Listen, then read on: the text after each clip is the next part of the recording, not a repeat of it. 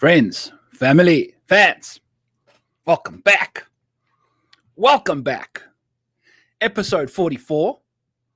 Do it softly. Kind of like softly, but softly. You know, it's the new year, 2023. Happy freaking new year to you all. Happy Merry Christmas. Hope Santa spoiled y'all. If not, he's going to bring us some outrights this year. It's going to be a good 2023. Positivity on this channel is going to be through the roof. Rotoballer is kicking ass. Life is good. We've got golf this week. We've got 39 stud muffins, apart from Ches Reevy and a few other guys that have no business belonging in this field, but they are in. And they are playing golf, and we are watching and betting and picking them for our DFS lineups. So it's going to be a banger. Welcome back, friends. It's 2023. I'm pumped. I am pumped. It's been a crazy day, so we are a little scatterbrained, but we're surviving. We're doing our thing. We're only 2 minutes late to the stream. Life is good. Let's check out what's going on. So we've got the Sentry Tournament of Champions going on today, this week. Not today. It is not started yet. This week. No cut event, 39 guys at a golf course that Cam Smith and John Rahm have pretty much obliterated PGA Tour scoring records at last year, minus 35 and 34.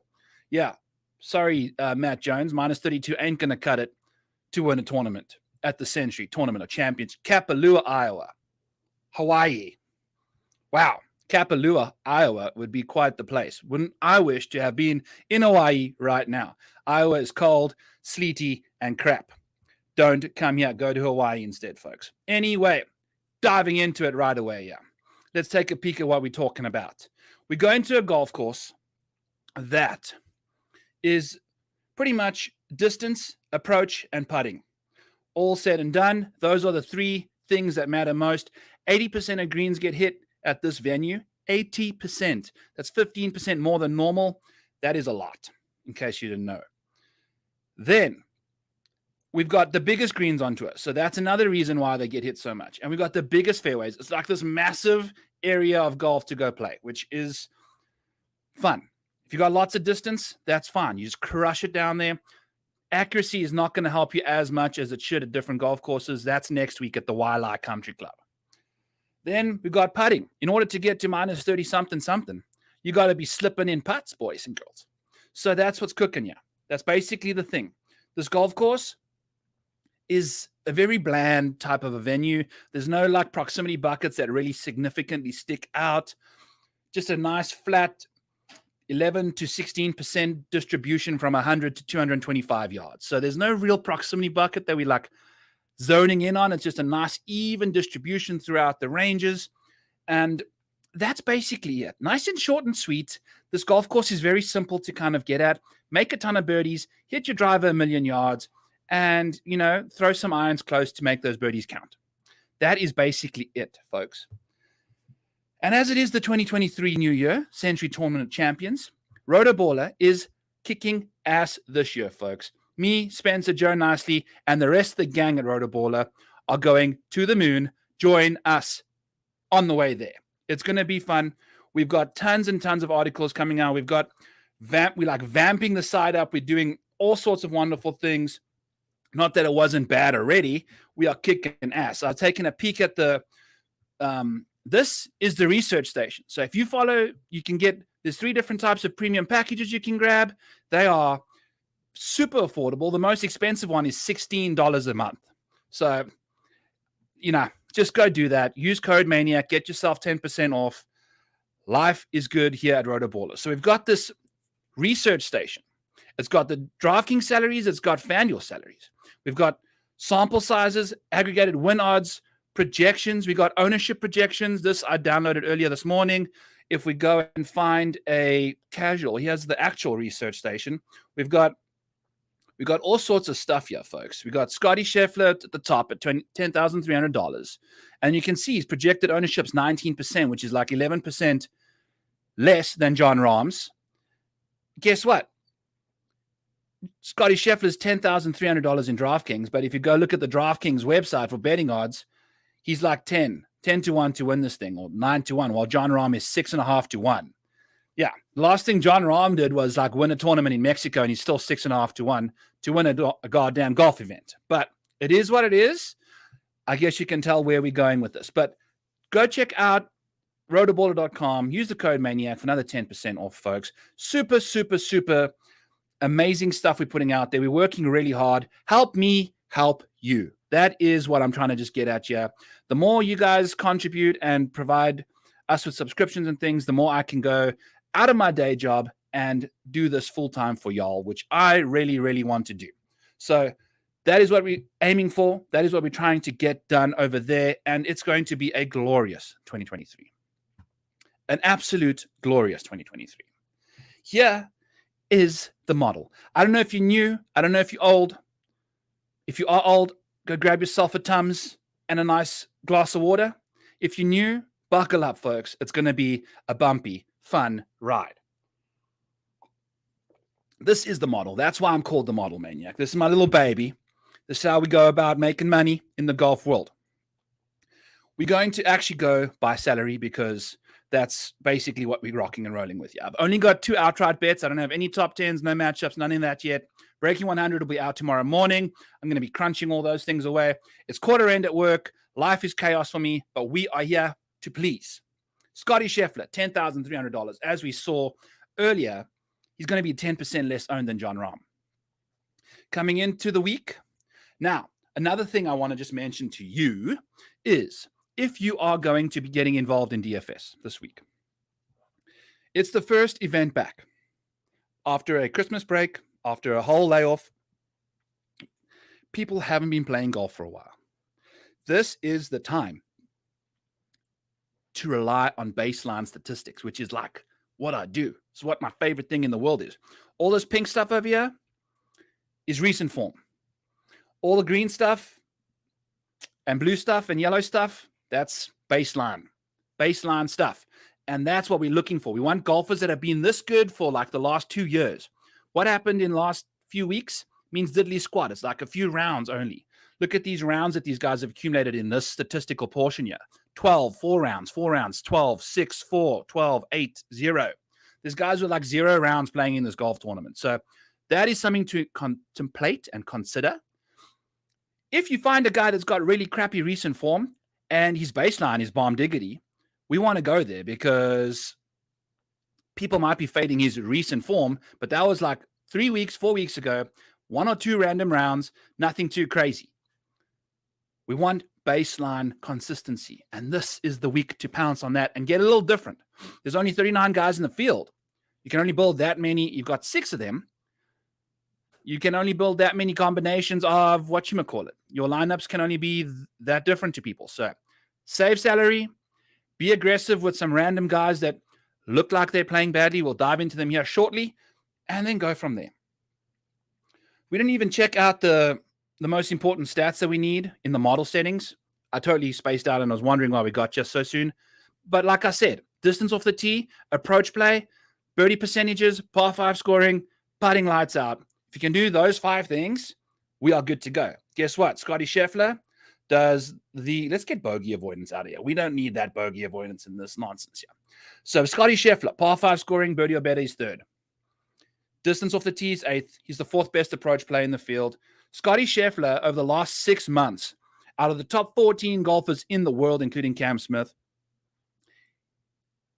ranked 7th and lost 0.3 strokes putting per round. The next worst putting performance out of those 14 guys was gaining 0.1. So he was like 4 shots behind everyone just putting. And he was still the 7th best golfer, strokes gained total, over the last 6 months, which just goes to show to you how good his off the tee game is, how good his approach play is. And that is what we love about Scotty Schauffele. He's had a time off now. The putter has been rebellious little baby bitch. And now, hopefully he's practiced. Hopefully he's figured it out. He's been close. Going to a tournament that's going to rely on the putter a lot.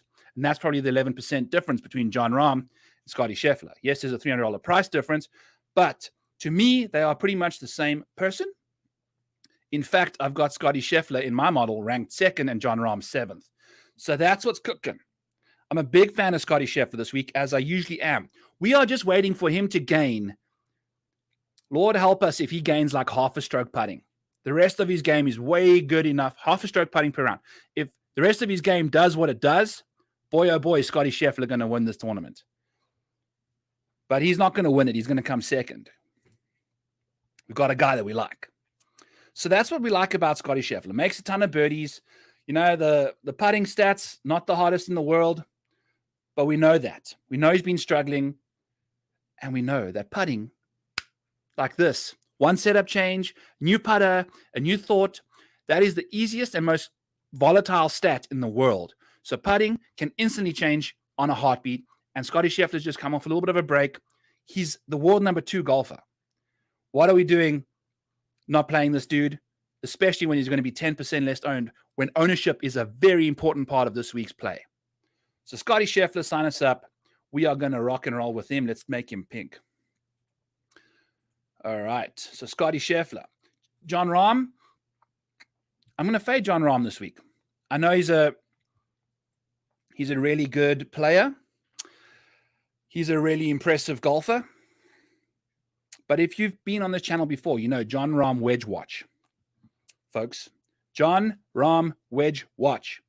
Let's actually go and check it out. Let's see what we can do here. Let's hide some of this nonsense. Doesn't really apply to anything. And then we're going to just scroll. Here's the boys. We are going to show you what Jon Rahm's situation is. Let's actually do this quickly. I'm a little flustered, folks. It's been a hot minute since we've been behind the camera. Here we go. Fairway proximities. And you can see Jon Rahm right over here. Look at this. We're going to get to a golf course that requires exceptional wedge play. These guys are going to be driving themselves into areas. If we take a peek at, there's 8%, there's 20%, there's 32%, and then we can do this. It's like half the shots are going to be inside 175 yards. And then we go to Jon Rahm, and he's below average quite severely in this field from 75 to 150 yards. So what did we say that was percentage-wise? That's a casual third of the time. Jon Rahm is sitting below average on approach from 75 to 150. Now, that is a baseline metric, but we've noticed that Jon Rahm struggles when it comes to getting himself close to the hole from 125 and out. And as you can see, you know, his approach metrics aren't that very good. And it's been his wedges, and he's going to see a lot of them this week. He's also going to see some long irons, which he's very, very good at. So he's going to make that up. But Scotty Schauffele's iron play, so much better than Jon Rahm's. So going to go there. He's about as good a driver of the ball as Jon Rahm, arguably better right now over the baseline time of things. So that's exactly what we love about Scotty Schauffele versus Jon Rahm. Now, he has been playing good golf. He's going to be very popular. We aren't on him. My man, Brian, been waiting for you, my bro.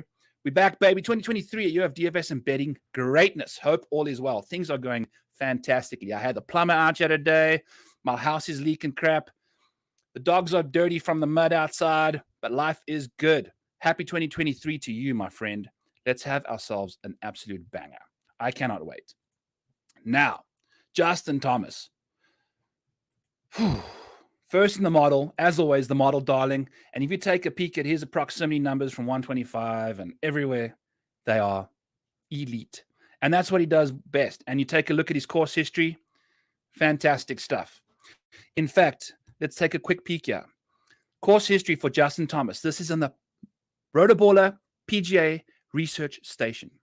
Use code MANIAC, get 10% off. Justin Thomas, his course history at this very venue. 5th, 3rd, 1st, 3rd, 22nd, 1st, 21st. So we got 1, 2, 3, 4, 5 top 5s. 4 of them being top 3s. 2 of them being wins. This guy plays sensational golf around this golf course. He's in a no-cut event. Things are going well for him. My man, Kevin. Byron, it's great to see you live again. Seeing the colorful model get me so pumped. You're the best. Oh, damn, Kevin. You are too kind, my friend. Welcome to the show. Happy 2023 to you. These colors do dirty things to me as well. I agree. So you are not alone in the world of wonderful colors on the model. And JT is one of those guys. Look at all this pink in his metrics here, especially when it gets to, we're going to get this all out of here too, kind of thing. We're just putting it here to see what's kind of been going on, but pay attention to the rounds here. These guys haven't played a lot of rounds in 2023. But JT, birdie or better percentage, first in the field, par 5 scoring second. That is exactly why he does well here. Off the tee, his stuff is kind of average. We're going the wrong way. Let's find his accuracy and explain why he's got some issues going on. We're going to get rid of all this crap. I don't really care about it. Yeah, so let's check out JT's stuff here. His accuracy, 31st in the field. Good drives gain, 20. Like the stuff isn't amazing for him. What he does best is he booms it out there. He's got decent distance. And this golf course is exactly what we are looking for when it comes to that. His accuracy and good drives gain nothing, but this is one of the biggest fairways you can find in the world. It's the biggest greens. So he's going to be hitting in the fairway, dialing in the pins. Life's going to be good for Justin Thomas. He's going to be chalky as balls, folks. Going to be very, very chalky. His total ownership is 23%. And I don't know. I think that could easily start scooting up a little bit towards the thing there. But if you pair him up with a nice Scotty Schauffele and a JT to start off the week, not too bad. We've got some gems down low that we know we're always going to get to. So Justin Thomas is definitely going to be one of the guys that I'm liking in this range a lot more than Jon Rahm, especially if Jon Rahm's going to be one of those highest owned dudes. His putter's been doing well, but we got the Jon Rahm wedge watch going on, and I think that's going to be a pivotal moment for him this week. Patrick Cantley, same thing as JT. Look at this. The course history are not nearly as good as JT, which is sensational, but Cantley plays good golf here. He is a fantasy scoring beast. Look at the birdies, second to JT. Par 5 scoring first. This golf course got 4 par 5s. They offer up about birdie percentages about 50% of the time.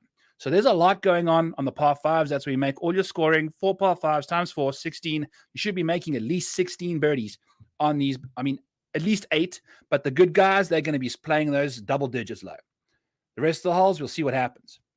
But this bracket right here, JT, Patrick Cantley, and Xander are guys I really, really like. And so does the model, 1, 5, and 4. So I'm fading Jon Rahm for sure. We'll figure out where we play over here. It'll definitely be ownership dependent. I like all 3 of these dudes. In fact, Xander Schauffele is the outright that we have this week. Got him at 13-1 on Bet Rivers. I have no idea what the heck is out there right now. Let's take a peek. I see there's 11s out there. So, nothing too crazy. But another reason to join our Discord at rotoballer.com, which is in the same package as the research packet. It's the same package as all the content and articles we put out there. You get to see exactly when I'm throwing a little outright out there before the Photoshop makes it out there and the odds have decreased. So Monday mornings that Discord is going to be popping. Things are going to be going great over there. And Xander Schauffele was one of the featured guys in the Discord. 13-1. This dude's course history and track record here is also nuts. Got a 12th, which was like the last time he played here was pretty bad for him. 5th, 2nd, and 1st. So his last 4 events, 5th, 2nd, and 1st, and 3 of them, absolutely love that. I don't know what to tell you other than he's trending in the absolute right direction. And everything about his game is what we love the most. Like, look at this off the tee is nice. It's got accuracy and distance. 2 things we like. The distance isn't elite, but he's obviously not worried about that around this golf course. He can handle it just fine. Nice birdie or better percentages. It kind of doesn't make much sense to compare them to JT and why we never went with Cantley and JT for an outright, but there wasn't ever a 13 on any of those guys. A difference between 13-1 and 10-1 is a lot. So that's kind of the reason why I think Xander's kind of trending in the right direction for a win here too. We can see him, like the guy just goes nuclear, and give him a 4-round no-cut event. Absolutely going to love it. So big fan of Cantley, big fan of Xander, big fan of JT. We're going to fade Jon Rahm. We're going to fade Colin Morikawa. One of the best iron players in the world, one of the absolute worst putters in the world. In the last 12 rounds in 2023, guys, just hot garbage on the greens. Going to a golf course that you're going to have to get to minus 30, minus 25. You may be one of the best iron players in the world, but if you can't putt, it could be very difficult to make birdies. And you can see 18th and 21st in birdie better percentages and par 5 scoring. I'm off on Colin. Out on Colin pretty much anytime until we get to a major where we've seen him perform. So majors, Colin Morikawa. Non-majors, no Colin Morikawa. He just seems to do better in majors. Currently not hot to trot. Tony Finau was another guy I had my eye on. Super close situation. Almost bet him outright over Xander. But Xander's Photoshop abilities are much better. Tony Finau changed his swing. We just saw that come on Twitter today, and people are concerned. And so am I. I mean, the guy was absolutely striping it, doing all sorts of magic. I mean, look at everything. Like leading, he had himself a casual 6 rounds of recorded events in 2023 and leads the field in strokes gained approach. But also, he's the 7th best approach player in the field baseline-wise. We love that. Now, he's got a brand new swing, apparently. Going like Jimbo Furyk out there, is like whipping a lasso out there and then coming back inside, got his hands in different positions. Who knows if that's what you're looking for? To me, that's an easy fade because we have to fade someone, and you got a guy. You're telling me you're going to pick a dude that's got a brand new golf swing all of a sudden? I don't know. Tony Finau, what's his ownership? 25%. Colin Morikawa 17. Matty Fitzpatrick 18. Xander, you see JT Xander, all those guys sitting in the mid-20s. Scotty Scheffler, not the only guy outside of Colin Morikawa sitting underneath 20% total ownership on our Rotoballer PGA research station over here. So that's what's cooking over there with the ownership side of things. I'm out on Tony. The problem with Tony is the new swing. And if you take a peek at Tony Finau's recent putting, it's been scintillating. Like he's been putting out of his brains. Now, if you take a look at his baseline putting, 19th in the field. Putting on Bermuda, 18th. It's always been a bit of a problem. His 3-putt avoidance is really, really good. But his biggest issue is when it comes to getting the ball in the hole from about 5 to 15 feet. Typically, like when we've seen him at Houston, the guy was just draining bombs. So that is the thing with Tony, is he makes these long-ass putts that he just gets feeling and vibing. This course, 50% of birdie putts come from 50%. 50% of birdie putts come from 50%. Yeah, that makes complete sense. 50% of birdie putts come from 5 feet and in. There's 4 par 5s, the short par 4, really short holes with wedges in your hand. The guys are dialing it into like 5 feet, sticking it stiff.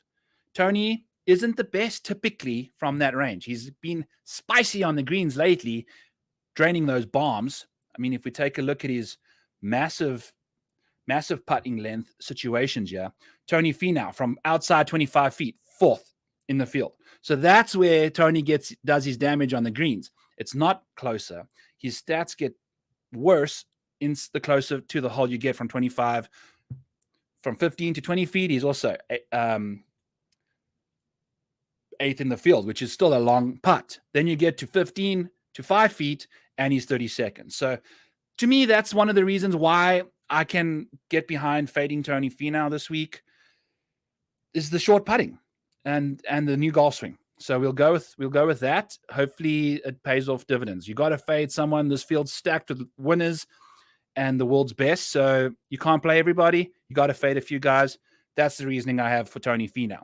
Matt Fitzpatrick, why would you want to fade the US Open winner? Well, he's 32nd in birdie or better percentage in this field. No bueno. Not going to see him getting to minus 25. That is a very easy out for me. Off the tee, distance-wise, the guy's been cranking out, sticking himself with like iRobot, bionic, matrix crap, trying to figure out his muscles and stuff. Awesome. All the power to you. This golf course, definitely going to help with the distance, but he just doesn't seem to know how to make birdies. So at a course like this, going to have to fade something. That's a glaring weakness for me if you're asking about Matty Fitz. So yeah. Then we get to Will Zalatoris, who's $8,900.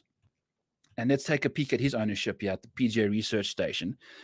Will Zalatoris is sitting at a casual 14% ownership. Now, not a lot of people are speaking about him. There's a lot of concern about his injury. Guy just came back from a broken back. But you know what? His back was in good enough shape to get married. And if you can get married, you can do anything in life. I don't know what that means, but that's what we're going with here. And Will Zalatoris ranked 3rd in my model, baseline. This golf course suits his game to a T. Distance off the tee, great approach play. And, if you take a look at his putting, also from outside that 15-foot range, he's the best. When it comes closer, we got a bit of a problem. But he's not going to be as owned as Tony Finau. I think he's going to be almost half the ownership as Tony. Tony's going to be a casual little 25, while Willie Z is going to be sitting at 14. So that's kind of, if you're looking to fade a high-owned guy, Tony Finau's putting outside of 15 feet is too good. Inside 15 feet, not good enough. The exact same thing applies to Will Zalatoris, but his ownership's half. So we're not going to really worry about that too much. He also somehow putts really well on Bermuda. I'm not entirely sure if that number is 100% accurate. Don't take it for gospel. Kind of shocking to see him second in baseline Bermuda putting over the last 50. Oh, no, this is a completely different stat. Oh, it's minus. He's the you can tell this has been a hot minute. His baseline putting on Bermuda is 12th in the field, and his actual putting is 29th. So he's got one of the biggest jumps when it comes to putting from other surfaces to Bermuda. So that's what we like to see. Makes a bunch of birdies. Willie Z, take a little gamble on him. You never know. I think first event back after he absolutely won the FedEx St. Jude there, see what you can get up to with Willie Z. I think if you, especially in 15, 17% ownership range, in a field that's only got 39 guys of the world's elite, Willie Z's ranked third in the model. Take a blind leap of faith and hope he's healthy. Why would you be playing in a golf tournament if you weren't? I do believe he withdrew from an event a few weeks ago because he wasn't ready. Now he is. I think he wouldn't be playing if he wasn't 100%. Hopefully that's the case. Also, that is the beauty of DFS, is you're going to take on injury concern risks. You're going to get a lower owned golfer. So life's good on that front. Take a Willie Z that's ranked third in the model. Let's fly. Cameron Young, Tom Kim, the two most significantly statistically different people in the world. Off the tee, 34th for Tom Kim, and Cameron Young is 12th. That just does not make sense to me, does it? This stuff is all jacked, I think, folks. But anyway, we'll see what cooks. I mean, the distance is right, so maybe he's just off the tee stuff's a little skew. But distance is exactly what we're looking for here. Cameron Young is the second best golfer in the field when it comes to distance. This guy's just going to send nukes, launch him out there. Guy's going to put himself into a perfect proximity bucket range and absolutely take care of business. Now, he's going to be quite popular too. If you take a peek at Cameron Young's situation, he's sitting at 20% ownership. Tom Kim sitting at 19, and Max Homa sitting at 15. Max Homa is probably going to be my guy I go to here in this range. A lot of the model is going to be telling us to do stuff, but at some point, we're going to have to kind of just trust a bit of a gut feel here and build some weird DFS lineups in order to kind of do our best. I think you also want to play in smaller, fields, like 3 entry maxes, single entries. It's going to be tough to play in the 20 entry fields because duplicates are going to be high in abundance. You're going to have to get ultra aggressive if you're playing in those ones. A little single entry, you can get a little goofy and still have your unique lineup in there, hopefully, with a small amount of contestants in there. So a little contest selection tidbit from me. I think you should probably already know that anyway. Max Homa is 10th in my model. And it seems like the model really likes these guys sitting here between $8,400 and $8,600. Sam Burns, Victor Hovland, and Max Homa are the 3 guys you're probably going to go to in this range. And the model likes them. I think they're going to be slightly discounted over. I think Sam Burns is probably pushing a little bit more ownership because of how cheap he is and how he putts well on Bermuda. And his accuracy off the tee is a big issue. But when it comes to this kind of a place, his distance is awesome. I think he'll have no accuracy issues on these massive fairways. His wedge ranges are phenomenal. When you look at Sam Bird's wedge ranges, the guy dials them in. He's going to have multiple opportunities to do that. And he's the best putter on Bermuda. So there's a lot to like about him. 8 and 8 on birdie and par 5 rankings. Love to see that. So Sam Burns, what is his ownership looking like here? A little bit of a 17%. Oh boy. So Max, Victor, and Sam are all sitting under 20%, which I do like to see. Those are 3 interesting guys that I'm going to definitely eye in this range. I think they're going to be a little under-owned compared to everybody else. Sung Jae Im has got a great course history. I think a lot of people are going to ride that. We're not going to play Sung Jae Im. You can't play everybody. And Max Homa, Victor Hovland, and Sam Burns are going to be our little trio in this range. I actually love them. Might sprinkle in a little bit of little Willie Z action there to take on that ownership discount for the third-ranked golfer in our model. So that's what's cooking here. Victor Hovland, around the greens, seems like he's figured that out a little bit recently, only in 12 rounds. But also, when you look at his proximity numbers from 125 to 225, they're the second best in this field. They are the second best in this field. Who is the best? Colin Morikawa, folks. So you're going to take a guy that can actually putt a lot better than freaking Colin Morikawa. Putting is 7th in the field. You put him on Bermuda, it's a bit backwards, not going to lie to you. Not the best move in the world. But I love Victor's tee to green game. He's not going to be chipping a lot, but that's not even an issue anymore. Seems like he's ironed that out. He's just like an average chipper, putter, bunkerer around the greens. Put him on the green for putting, and look at Victor Hovland's inside of 15 feet, he's 3rd, and inside of 5 feet, he's 4th. Absolutely love that. From 15 to 20, he's 5th. Outside of that, he's not so hot. We don't care. All the birdie opportunities come from inside of like 15 to 20 feet. So Victor Hovland is an absolute smash play for me, based strictly off of that. He makes the 5th most birdies in this field. Hello, Victor Hovland. Welcome to the majority of our lineups. Absolutely going to play Victor. Sam Burns as well. Very similar stuff from Sammy. He's also very good at avoiding 3 putts, which is going to be paramount on the biggest greens on tour that you're hitting 85% of the time. You're going to have to avoid 3 putts. Victor Hovland does not do that, but I love the birdie opportunity situation. Yeah. So you got to pick and choose your different situations. Not everyone's going to be perfect, but I do like these guys. Let's get a bit of Max Homa love in here. What do we love about him? Well, his putting has got much better. He avoids 3 putts pretty nicely. Putts 10th best inside of 5 feet. Now, when you're talking about rankings inside of 5 feet, it's like 1% difference between Aaron Wise was the number 1 ranked golfer from 5 feet and in at 98%. And then JT's at 97, like 30 spots lower. 1%. That's like 1 putt in 100. So it's only like half a putt over a tournament. But still, you never know. The guy might miss 1 putt that takes him out of the contention. That is what you kind of got to put your money on a little bit. So that's the situation with Max. He is a par 5 beast, man. His whole life, he's scored well on the par 5s. And his metrics haven't really caught up to him. I think he had a really good rest of the end of the year. We saw Max Homa absolutely bedazzle our eyeballs at the President's Cup. The guy shone bright, and he showed us he can handle the big moments. And there's going to be a time this year where he doesn't just win a Fortinet or a Wells Fargo or whatever. He is going to win the Masters. There's a 66-1 out there, I believe, still on Max Homa to win the Masters. His game suits that golf course perfectly. He's played there, I think, 3 or 4 times. My screen's moving without me even touching it. I think that's a sign. Max Homa. But why is his name missing? Max Homa, Augusta, Kapalua.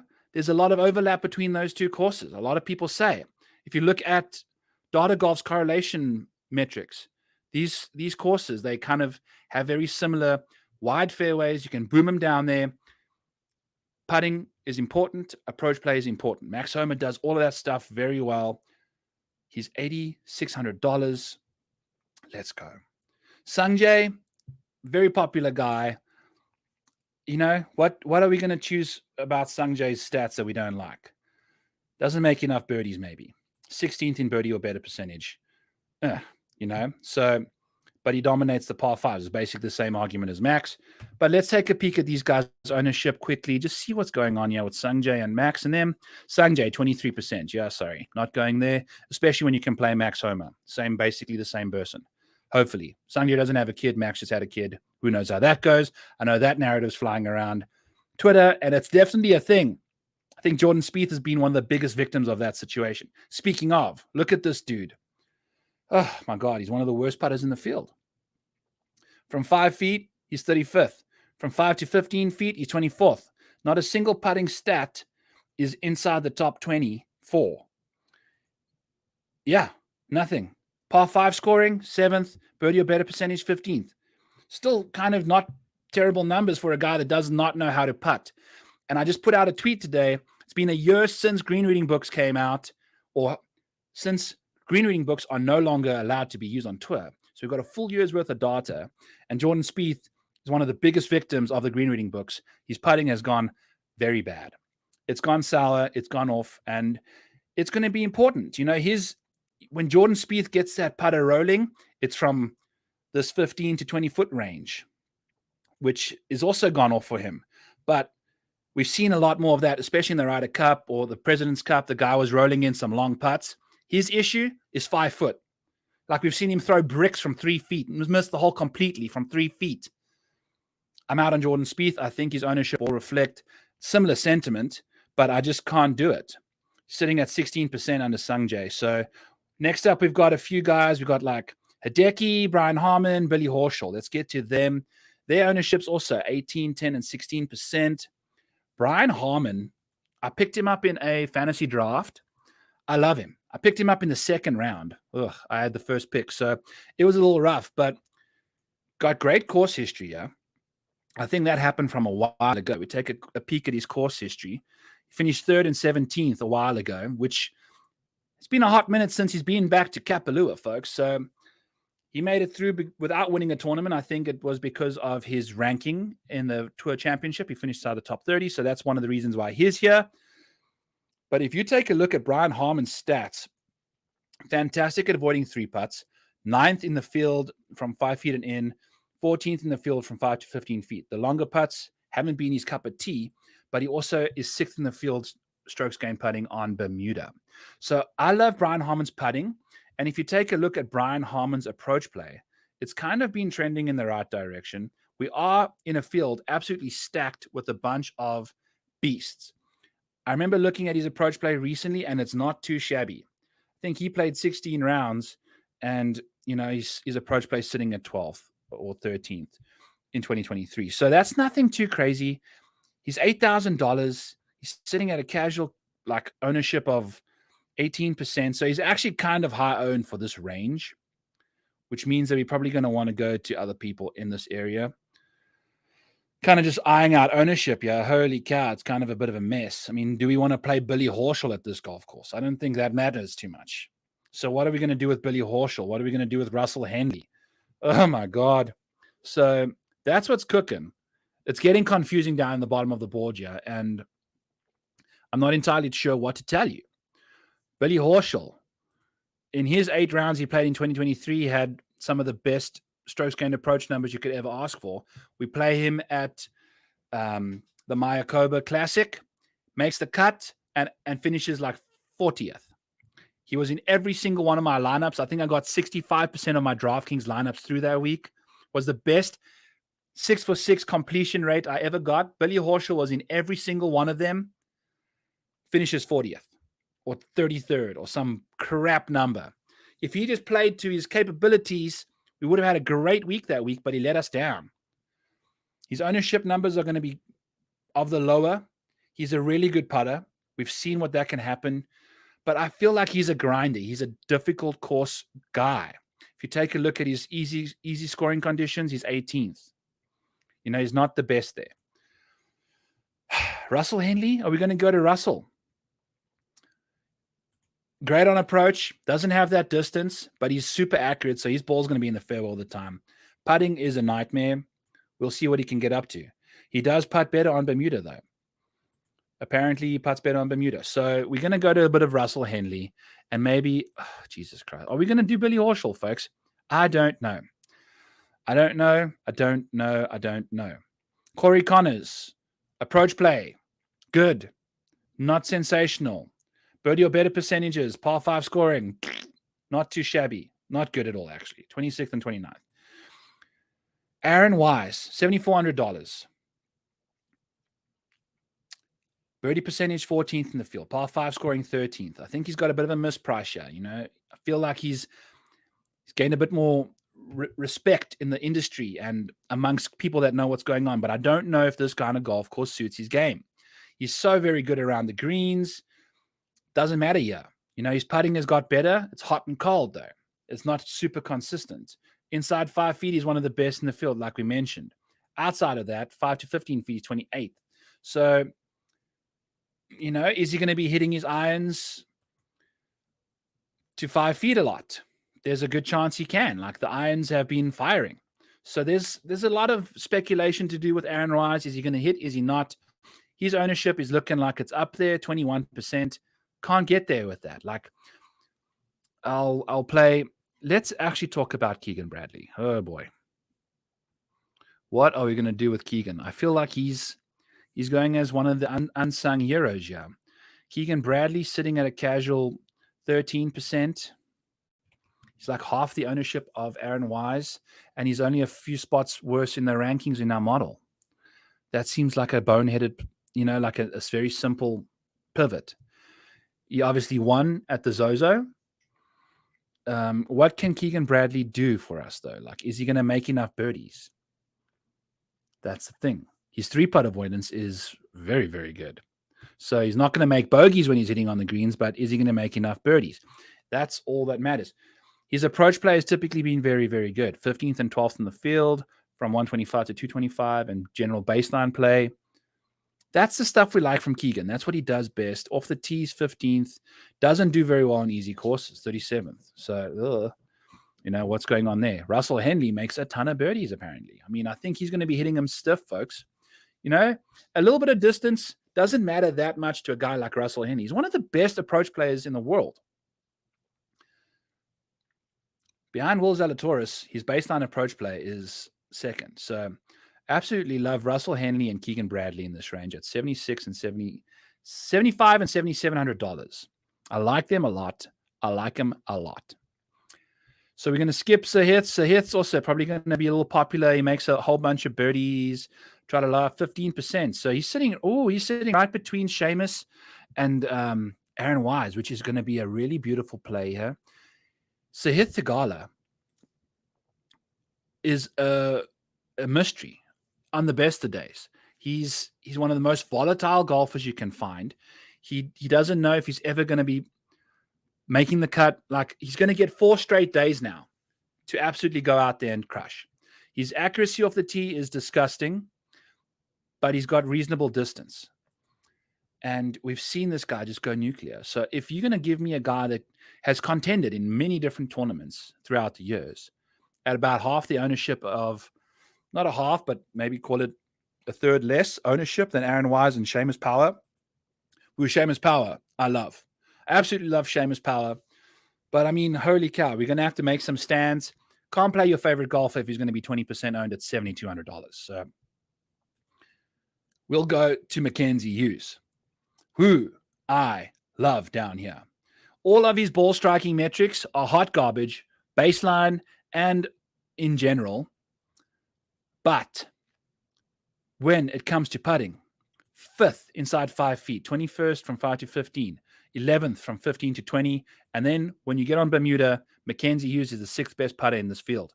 So there's a lot to like. He's the 3rd best putter on all surfaces. A lot to like about Mackenzie Hughes. What I like the most is he won the freaking Sanderson Farms in the middle of transforming his game into a swing speed thing. He's been working on his swing speed. He's gained 8 yards on his drives since the end of last season. So that's kind of what we saw with Matthew Fitzpatrick. All of a sudden, these guys gain distance, but they're still trying to swing too hard to get their consistency and accuracy correct in order to get that yardage. The more weeks go by, I believe from what I've learned about this stuff is your baseline speed is heightened. So you don't have to swing as hard on the golf course to get the same output. And therefore your consistency and accuracy can come back to you. So that's my theory for Mackenzie Hughes. He's gone after the speed swings training, the distance chasing, which I love. And at this golf course, I think he's going to have a lot more confidence with his driver. The last time we saw him, he was in every other tree around Houston Open. This golf course, bigger fairways, bigger greens, one of the best putters in the world. Let's see what can happen. Mackenzie Hughes, 100-1 to win this golf tournament. None of his metrics, apart from the putting, are going to pop to you. He's $6,900. Let's go. I'm all about Mackenzie Hughes this week. It's a complete maniac play. Nothing about the model makes sense apart from the putting, like we've mentioned. He's 35th in the model in 39 guys. but I picked an outright for him at 100 to 1. 100 to 1 in a tournament that you don't have a cut and is only 39 golfers. Sign me up. The guy just won like 4 weeks ago or 4 events ago. Let's go. Mackenzie Hughes, a putter. If he has a crazy putting week, he doesn't have to be the best approach player in the world. This guy's capable of gaining 10 plus strokes in a week of putting. And he putts very nicely on Bermuda. So let's go, Mackenzie Hughes, 100 to 1. Let's fire it away, bud. Let's go. Those are our two outrights. Xander Schauffele, Mackenzie Hughes. Whew. I'm excited for Mackenzie. I really, really am. So he's going to be my guy. I mean, if you look at the strokes gained total in his 18 rounds he played, he's coming into the field at 23rd. So definitely moving in the right direction. Seventh. So he's moving in the right direction. Another guy is going to be popular, $6,500. Tom Hoagie, 17th in my model. Tom Hoagie's ownership, 19% for a $6,500 guy. Misprice. Definite misprice. Don't know what he's doing down here. He may be one of the guys we kind of eat a little bit of chalk on because I feel like his ball striking is just too good to go to a course like this. Like if you take a look at his game, it just translates so well to this. Look at this proximity. He's going to have so many birdie opportunities. 20% ownership though. So, I might pair him up with like a bit of Mackenzie Hughes and JJ Spahn. I think JJ Spahn's going to be a fun play this week too. Not necessarily going under the radar, but there's two guys that I'm going to chat about one more time here. We got JJ Spahn sitting at 11% ownership and Trey Molinak sitting at 12. So rightfully so. I mean, Tom Hoagie sitting at 19. Maybe we leave him alone. Although, I mean, the model's telling us it's like a massive misprice. So if you're going to get frisky at the top with some random guys, Max Homa, Victor Hovland, Sam Burns, then you can probably throw a little bit of a Tom Hoagie in there. But if you're going to have a bit more chalky top dudes, probably roll with Trey Molinak. Look at this distance. There's one thing about his game is distance. It's one of the best in the field. So he's going to have immense opportunity to attack these pins from much closer than the majority of the field. And that's on a course like this, you can absolutely unload on your drives and really take advantage of that distance. The rest of his game, absolute shambles. He gets streaky. I mean, look at his birdie or better percentage, 17th in the field, and his par 5 scoring is 20th. So if you look at those two kind of scoring stats, he's about average, and he's sitting 3 or 4 spots from the bottom of the DraftKings salary range. So he's an elite driver of the ball for distance. The accuracy is a massive problem, not that big of a deal at this course. Makes a lot of birdies and dominates par 5s for his salary bracket. Absolutely love ourselves a bit of Trey Molinak. Then JJ Spahn is our next guy we like. He also putts very nicely from 5 to 15 feet, putts 18th best in the field from inside 5 feet. We don't really care too much about that. What do we care about JJ Spahn is the fact that if you look at his last few rounds on tour, 15th, miscut, 25th, 15th. So he's got top 25 finishes in his last 4 of his last 5 starts. And he's playing at this golf course now where he can make some noise. Like, I know it's not the perfect setup for him, but he's $6,300. He's going to be 11% owned. 11% owned is a lot, but I don't want anything to do with these guys. Chad Ramey, Brian Brehm, Luke List, Ches Reavie. They got one of them is probably going to pop. Which one, who? We don't know. But holy cow, are they bad golfers and have no business being in this field. I think Luke List had the only positive putting round of his season, and he won that tournament. Ryan Brehm, Chad Ramey, and Ches Reavie all won alternate events. So they kind of got lucky, participation trophy themselves into this. And granted, none of us could go and win a tournament like that, but that's how they made their way in here. So JJ Spahn, just been playing great golf in that full swing. Hopefully he can bring it through. I know he's one of the guys. I know we mentioned try and leave recent form out of it. I think he's going to be playing good golf. $6,300 JJ Spahn, $6,200 Trey Molinak, and $6,900. Sign me up for Mackenzie Hughes. He's probably going to be in the majority of my lineups. I don't know why. Got to get a little aggressive. If he has a bad week, he has a bad week. But he's the guy that can kind of, I think, down here in the 6K range at least, I feel like he's one of the dudes that can absolutely contend. So not going to be shy to play him. Absolutely going to go there. Tom Hoagie would love to play him, but at 20% ownership, probably going to not do that. So I like the guys around you. So we got Xander Schauffele to win this goddamn golf tournament. 11-1 out there right now. We snagged him at 13. Mackenzie Hughes. There's 100-1s on Mackenzie Hughes to win the Tournament of Champions. He's a past winner. He won in 2023 season. One of the best putters in the field. Guy can start cranking it out there. He's gaining on distance, above average. Accuracy problem's not a problem here. Let's see what he can do. And I think that's it, folks. 39 guys. Went through majority of them. The guys that we want, the guys that we don't. It's going to be gross. You're going to have to put some gross lineups together in order to get weird and different. So don't be shy to do that. Go check out all the stuff we're doing on Rotoballer, folks. Please, please, please, please help me, help you. We are here to please. I want to do this stuff full time. If we can get enough premium subscriptions going and people like really supporting me and Spencer and Joe, we're going to just do this full time. And then you can get every ounce of our attention given to you versus my accounting boss, So I think that's a great deal. Go check it out, rotoballer.com. Use code Maniac, 10% off. We love you. Happy 2023. It's going to be a great year. It's going to be a great year. Look at me now. Look at me now. I am the captain of this 2023 ship, and it's going to be a good year. We're going to have the best year ever, 2023, in the house. Go crush it. Make it your biatch. And